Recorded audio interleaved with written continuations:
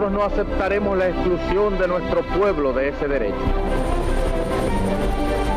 Mr. Gorbachev, tear down this wall.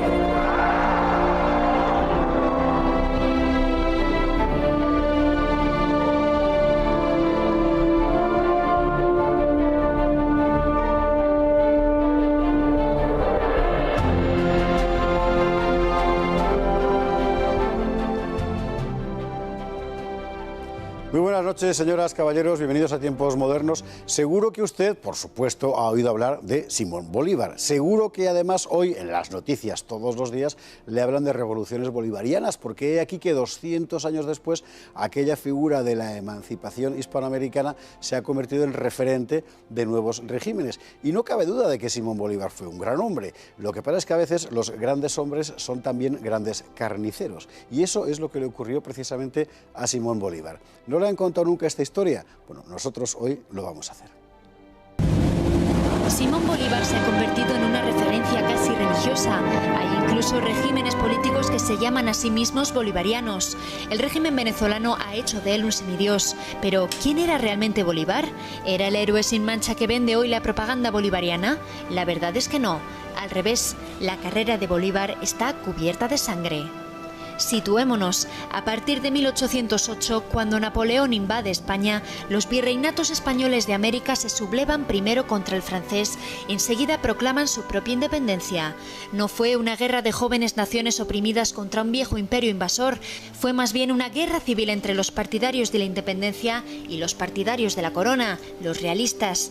En la actual Venezuela, la lucha fue tan cruenta que Simón Bolívar declaró la guerra a muerte contra los realistas y la aplicó al pie de la letra. Después de la batalla del Tinaquillo, en agosto de 1813, arrasa una serie de pueblos y pasa por las armas a todos los europeos y canarios, como llamaba él a los realistas. En septiembre de ese mismo año dictó reclutamiento forzoso e hizo fusilar a los que se negaron a coger las armas.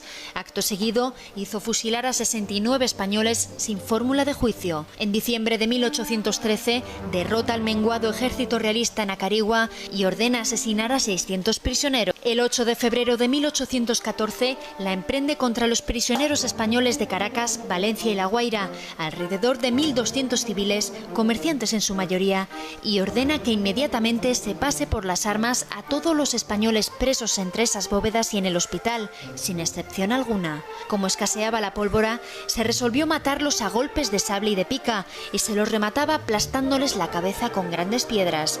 A los ancianos e impedidos se los llevó al patíbulo amarrados a sus sillas. Pese a las súplicas del arzobispo de Caracas, Bolívar consumó la matanza.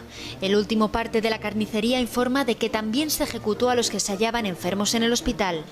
Estos son solo unos pocos episodios en la carrera de sangre de Simón Bolívar, sin duda el más cruel y despiadado de los libertadores hispanoamericanos. Habría que contar también el asesinato de los náufragos en un barco español en la isla Margarita, el saqueo criminal de Santa Fe o el asesinato de los prisioneros tras la batalla de Boyacá. Curiosamente, hoy Simón Bolívar tiene una estatua en el Parque del Oeste en Madrid.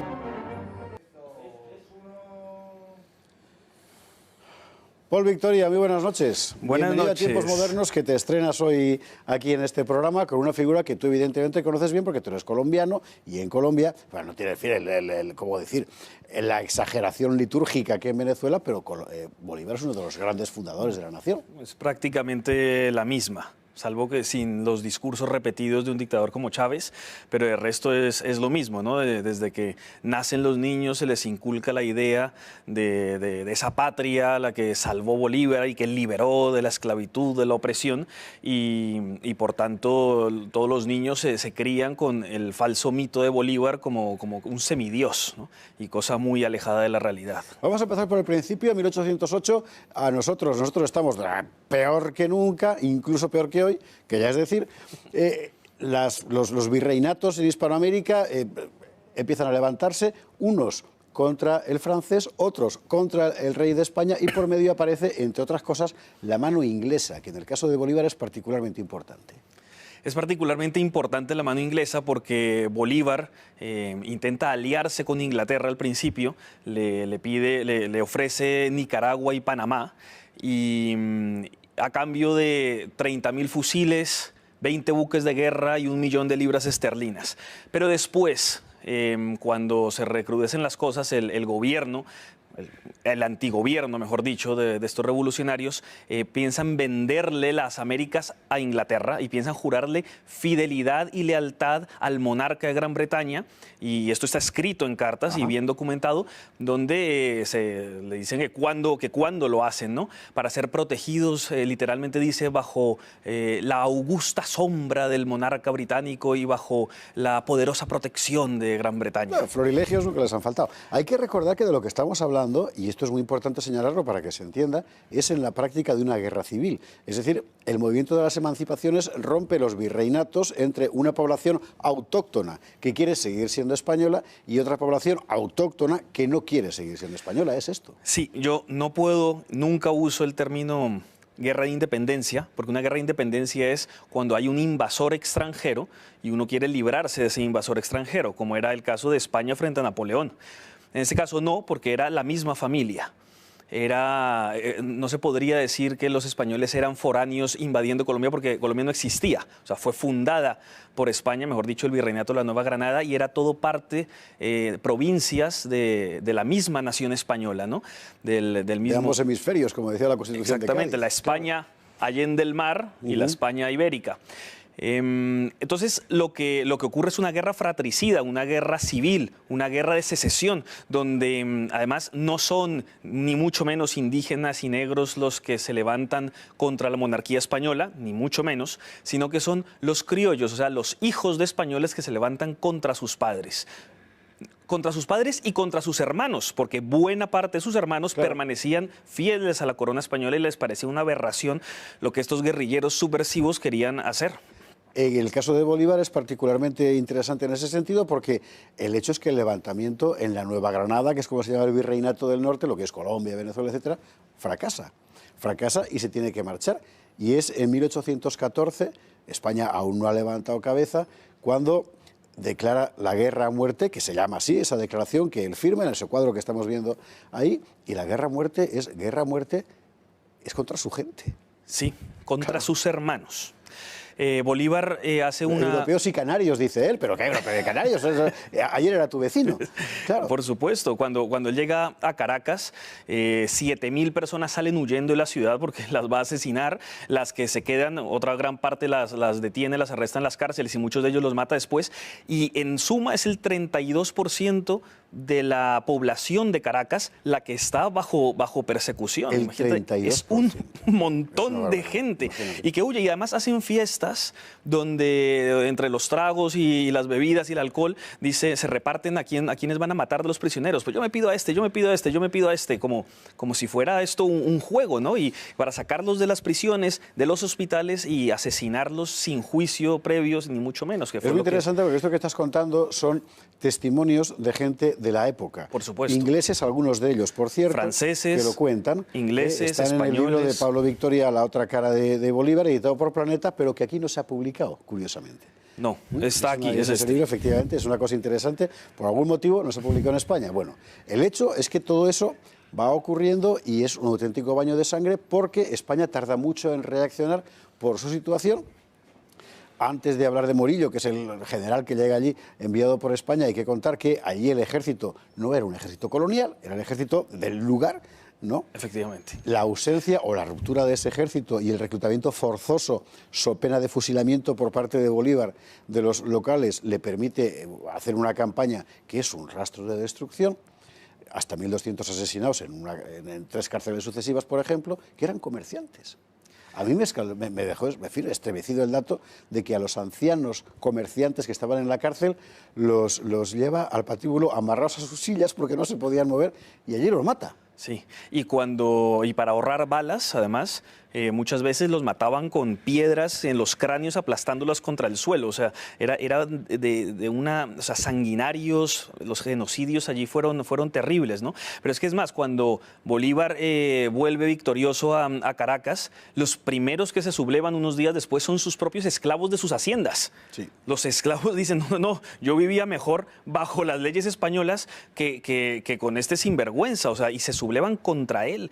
Y no solamente ellos, es que en todas partes porque él saquea Caracas, saquea Cartagena, saquea Santa Fe, Cúcuta, por todas es partes. Particularmente terrible, efectivamente, el saqueo. Sí, y por eso cuando Pablo Morillo llega a muchas de estas ciudades, lo celebran como llegó nuestro Salvador ante estos genocidas de Bolívar y sus secuaces. La cuestión es que Morillo llega allí con muy pocas tropas. Morillo, el general enviado, Pablo Morillo, el general enviado por España. La guerra a muerte ya está declarada, el rastro de sangre es formidable.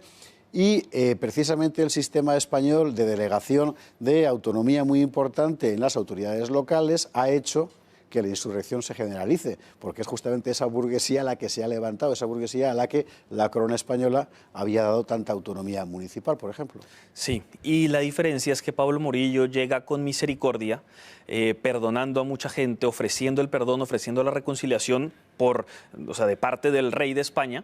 Y mucha gente se acoge a ella, ¿no? Él se ve forzado luego a hacer ejecuciones de los que no se quieren someter y en muchos casos hace perdones, pero siempre que Pablo Morillo ejecutó fue bajo juicio, teniéndole un abogado al acusado, o sea, con todas las reglas formales del juicio, mientras que Bolívar no, él no hacía juicio, simplemente iba asesinando, ejecutando a su paso y devastándolo todo. Una última cuestión, otro día hablaremos de cómo funcionan las emancipaciones, pero todas estas cosas, hoy un niño en una escuela en Colombia o en Venezuela las aprende. Bueno, todas estas cosas quiere decir al revés, ¿no?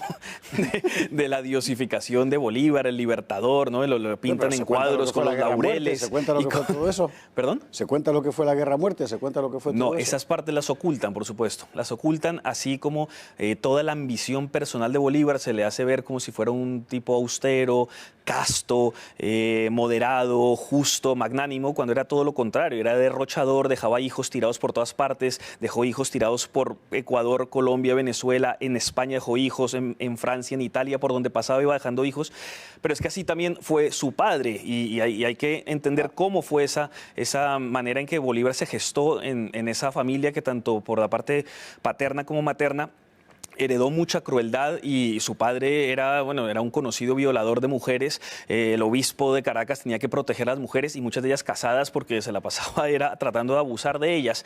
Y esto era muy conocido en la época y todo esto está documentado. Pero no solamente eso, sino que el resentimiento de Bolívar contra España, y esto creo que es muy importante entenderlo, no era solamente las ideas de igualdad, libertad de la Revolución Francesa, que también, sino era su propia gloria, pero su odio a España visceral, porque España le había negado unos títulos a su padre y abuelo, el marquesado de San Luis, y por el lado de su madre Palacios, la conde Casa Palacios, y se les habían negado. Entonces él tenía el resentimiento de que no le habían dado la nobleza que él merecía, los títulos. Entonces él decía, pues, contra España, ¿no? Y me gano mi propia gloria en esas ambiciones personales. Paul Victoria, muchísimas gracias. Con mucho gusto. Por contarnos algo que la mayor parte del público en España, y por supuesto en América, ignora, porque también aquí la figura de Bolívar pasa por ser la de un libertador y efectivamente liberó, pero en beneficio propio y dejando tras de sí un rastro, cualquier cosa menos edificante. Es muy posible que a partir de este momento este programa sea declarado, como decir, delito de odio. Le aseguro que no, simplemente queremos contar la verdad. Paul Victoria, gracias. Muchas gracias. Y a ustedes, muy buenas noches.